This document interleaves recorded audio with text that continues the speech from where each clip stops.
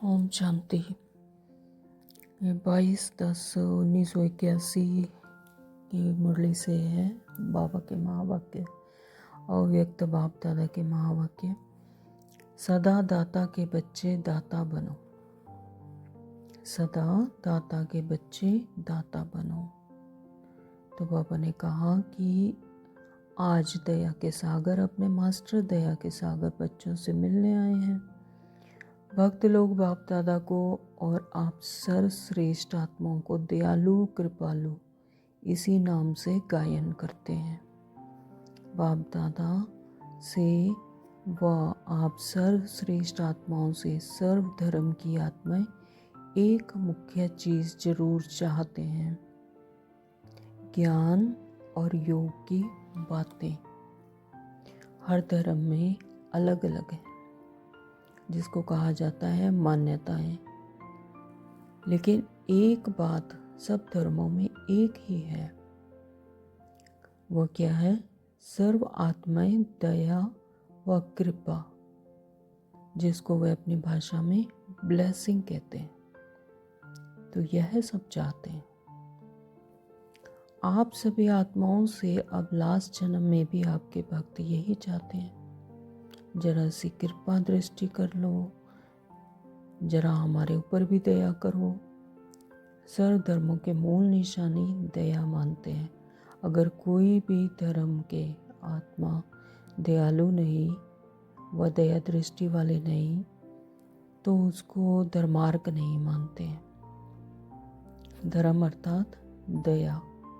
तो आज बाप दादा दयालु और कृपालु कहाँ तक बने हैं वे देख रहे हैं। सभी ब्राह्मण आत्माएं अपने को आदि सनातन प्राचीन धर्म की श्रेष्ठ आत्माएं अर्थात धर्मात्मा मानते ही हो। तो हे धर्मात्माएं, आप सबका पहला धर्म है धारणा, है ही स्व के प्रति और ब्राह्मण परिवार के प्रति और विश्व की सर्व आत्माओं के प्रति दया भाव और कृपा दृष्टि। तो अपने आप से पूछो कि सदा दया की भावना और कृपा दृष्टि सबके प्रति रहती है? वह नंबरवार रहती है। बाबा कहते दया भाव व कृपा दृष्टि किस पर करनी होती है?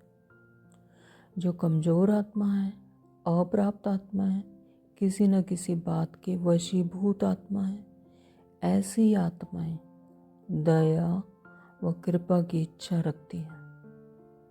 वो उनकी इच्छा ना भी हो तो आप दाता के बच्चे उन आत्माओं को शुभ इच्छा से देने वाले हो। सारे दिन में जिन भी आत्माओं के संपर्क में आते हो, चाहे ज्ञानी चाहे अज्ञानी, सबके प्रति सदा यही दृष्टि रहती है। वह दूसरी दृष्टि भी रहती है। बाबा कहते चाहे कोई कैसा भी संस्कार वाला हो, लेकिन दया व कृपा की भावना व दृष्टि पत्थर को भी पानी कर सकती है। ऑपोजिशन वाले अपनी पोजीशन में टिक सकते हैं, स्वभाव में टक्कर खाने वाले ठाकुर बन सकते हैं। क्रोध अग्नि योग ज्वाला बन जाएगी। अनेक जन्मों के कड़े हिसाब किताब सेकंड में समाप्त हो, नया संबंध जुट जाएगा। कितना भी विरोधी है वह इस विधि से गले मिलने वाले हो जाएंगे। लेकिन इन सब का आधार क्या है? दया भाव। दया भाव की आवश्यकता ऐसी परिस्थिति और ऐसे समय में है। समय पर नहीं किया तो क्या मास्टर दया के सागर कहलाएंगे? बाबा कहते जिसमें दया भाव होगा वह सदा निराकारी निर्विकारी निरहंकारी होगा। मनसा निराकारी, वाचा निर्विकारी, कर्मणा निरहंकारी। इसको कहा जाता है दयालु और कृपालु आत्मा। तो हे दया के भरपूर भंडार आत्माएं, समय पर किसी आत्मा के प्रति दया भाव की अंजलि भी नहीं दे सकते हो, भरपूर भंडार की अंजलि दे दो तो सारे ब्राह्मण परिवार की समस्याएं ही समाप्त हो जाएं। संस्कार तो आप सबके अनादि आदि अविनाशी दातापन के हैं। देवता अर्थात देने वाला, संगम पर मास्टर दाता हो, आधा कल्प देवता देने वाले हो, द्वापर में भी आपके जड़ चित्र देने वाले देवता ही कहलाते हैं। तो सारे कल्प के संस्कार दाता बन के हैं। ऐसे दाता बन के संस्कारों वाली हे संपन्न आत्माएं, समय पर क्यों नहीं दाता बनते हो? बाबा उलाहना दे रहे हैं। लेने की भावना दाता के बच्चे कर नहीं सकते। यह दे तो मैं दूं, यह देवता नहीं लेवता हो गए। तो कौन सी आत्माएं हो, देवता व लेवता? तो हे इच्छा मात्रम अविद्या आत्माएं, अल्पकाल की इच्छा खातिर देवता के बजाय लेवता नहीं बनो। देते जाओ, देते हुए गिनती नहीं करो, मैंने इतना किया, इसने नहीं किया। यह गिनती करना दातापन के संस्कार नहीं। फराक दिल बाप के बच्चे यह बातें गिनती नहीं करते।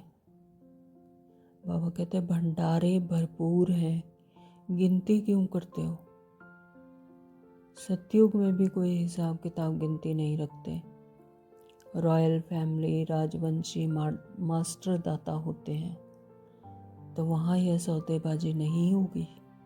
इतना दिया, इतना किया, जो जितना ले उतना भरपूर बन जाए। राजवंश अर्थात दाता का घर। तो यह संस्कार भरने के हैं। कहाँ भरने हैं? क्या सतयुग में? अभी से ही भरने हैं ना।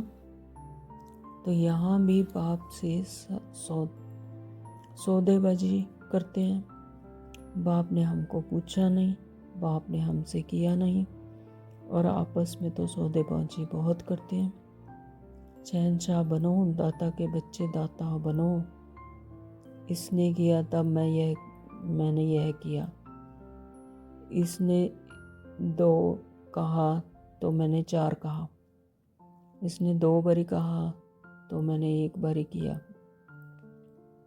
यह हिसाब किताब दाता के बच्चे कर नहीं सकते।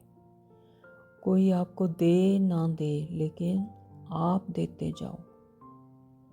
बाबा कहते हैं इसको कहा जाता है दया भाव व कृपा दृष्टि। तो हे दयालु कृपालु आत्माएं, देने वाले बनो। ओम शांति। Thank you Baba.